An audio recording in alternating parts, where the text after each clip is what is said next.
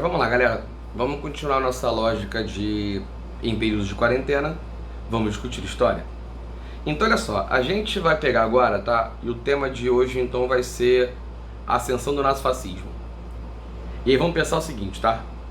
Conceitualmente falando, quando eu penso em nazifascismo, eu tô falando de quê? Regimes de extrema-direita surgidos na Europa no período entre guerras, ou seja, entre a Primeira e a Segunda Guerra Mundial. Basicamente em 4 países: o fascismo italiano, o nazismo alemão, o salazarismo português e o franquismo espanhol, tá?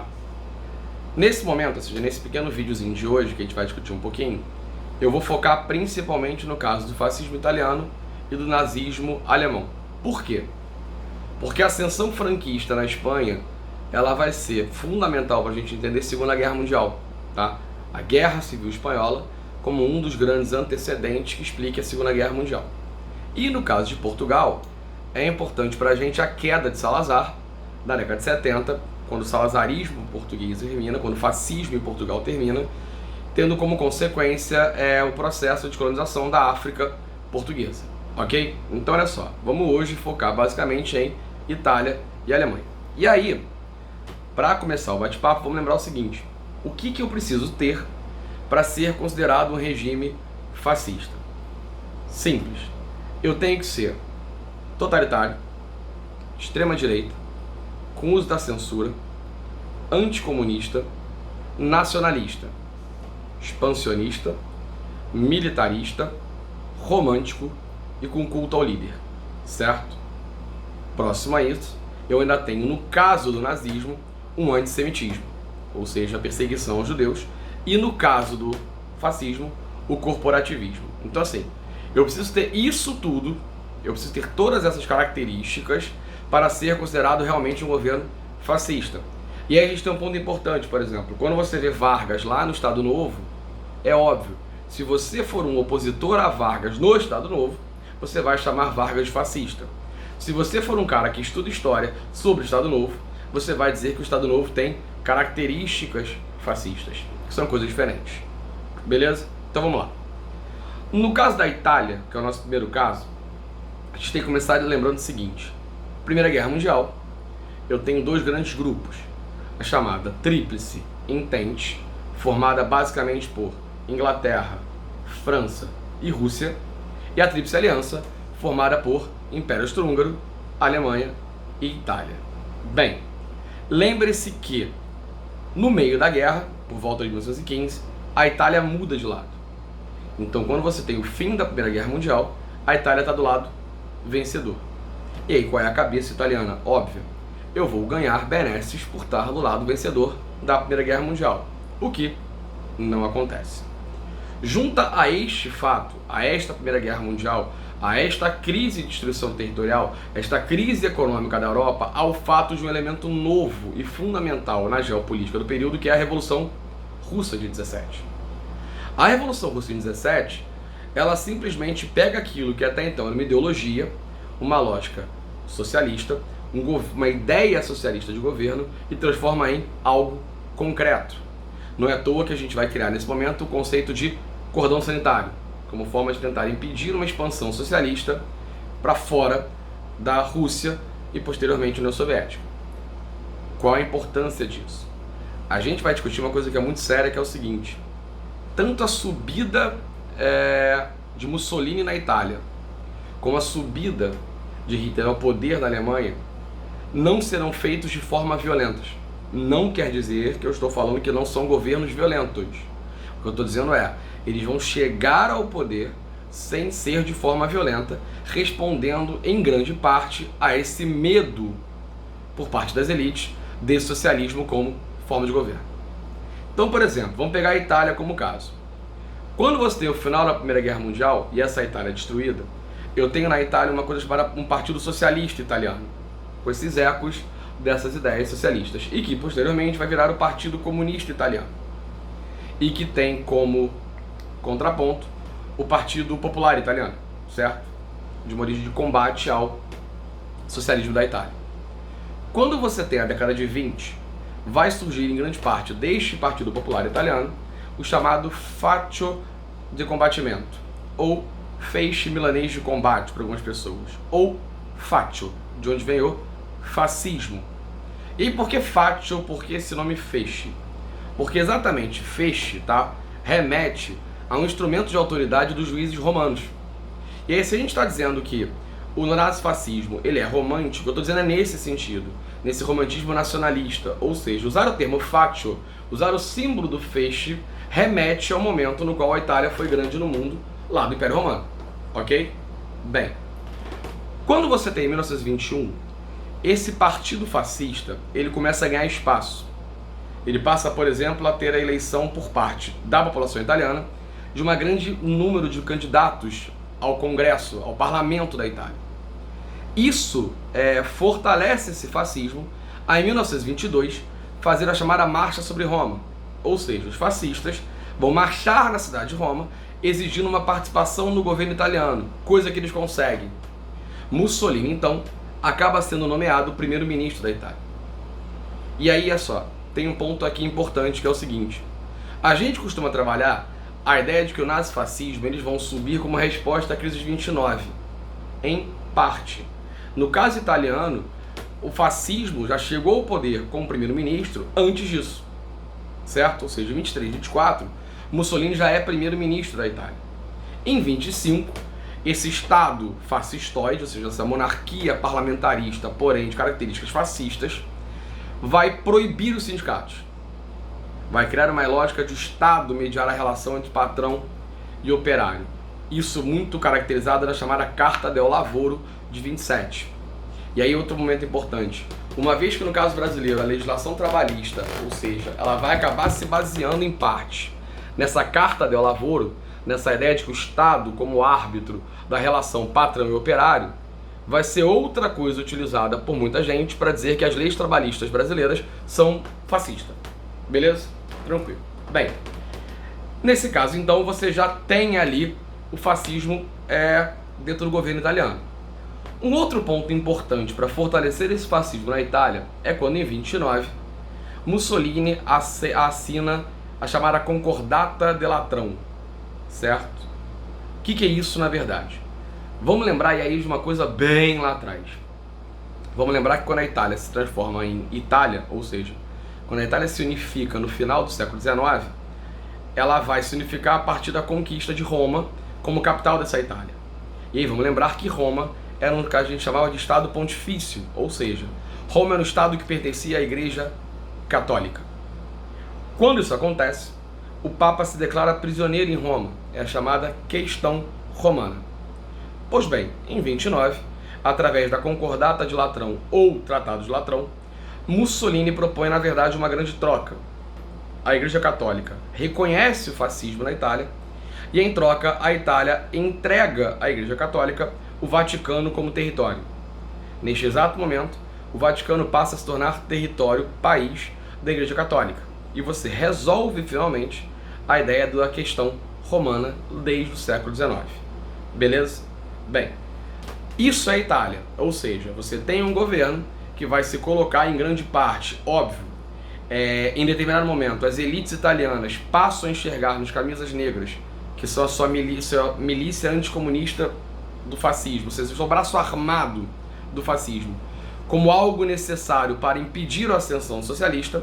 A gente está vendo o seguinte: o fascismo italiano chegou ao poder de forma tranquila, sem grandes violências, para ser nomeado primeiro-ministro. Óbvio, eu tenho violência no processo quando, por exemplo, você sumir com Giacomo Matteotti, um deputado socialista, opositor a Mussolini. Tranquilo? Bem, vamos ao segundo caso agora, que é o caso alemão. E aí, para a gente começar a pensar em Alemanha, a gente tem que pensar basicamente na ideia do final da sua Primeira Guerra Mundial. E na ideia de você ter a assinatura do chamado Tratado de Versalhes. Lembra que quando você faz o Tratado de Versalhes, você tem basicamente a Alemanha sendo culpada pela Primeira Guerra Mundial. E aí a culpabilidade da Alemanha da Primeira Guerra Mundial obriga ela basicamente a pagar 3 penas, que seriam elas: uma desmilitarização da Alemanha, que seria reduzida a 100 mil homens, a perda de territórios, como a Alsácia-Lorena, que ela devolve à França, que tinha sido conquistada na Guerra Franco-Prussiana, e o pagamento de pesadas indenizações às nações vencedoras. Não é à toa que os alemães não vão tratar o Tratado de Versalhes como Tratado de Versalhes. Os alemães tratarão o Tratado de Versalhes como Ditado de Versalhes. Então, assim, é esse o momento que você tem de embrião daquilo que lá na frente vai se tornar o nazismo. Se você quiser chamar esse período ali que vai de 18, ali no final da Primeira Guerra Mundial, até a ascensão do Terceiro Reich, na década de 30, a gente vai chamar de República de Weimar, certo? Porque é assinada a Constituição na cidade de Weimar, beleza? Bem, seguindo essa lógica, vamos pensar a Revolução Soviética, a Revolução Russa em 17, no caso alemão, favoreceu o surgimento de um partido socialista, certo? Na Alemanha, que vai dar origem à chamada Liga Espartaquista. E aí, pelo amor de Deus, tá? Espartaquista aqui não tem a ver com Esparta. Espartaquista aqui tem a ver com Espartacus, aquele gladiador romano que faz uma revolta contra o padrão vigente de Roma naquele período. Dessa Liga Espartaquista, você tem a figura de dois grandes personagens, Karl Lieberstein e Rosa Luxemburgo, certo? Qual é o interessante disso? Essa Liga Espartaquista, ela vai acabar tomando o poder em Munique, certo? Fazendo uma famanda chamada República Bávara. E aí, com medo desse comunismo, por incrível que pareça, a ala socialista da República de Weimar vai negociar com os conservadores e reprimir a República Bávara. Bem, em paralelo a isso, na década de 20, eu vou ter a criação do chamado Partido Nacional Socialista dos Trabalhadores Alemães, ou simplesmente o Nacional Socialista, ou simplesmente os nazis, certo?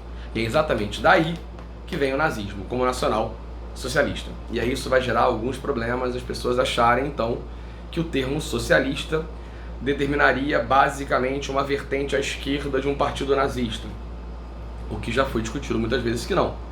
A chave do nome nacional socialista não está no socialista, está na questão do nacionalista, e o termo socialista é muito mais uma ideia de você captar votos do que uma defesa a um governo comunista via Revolução Russa.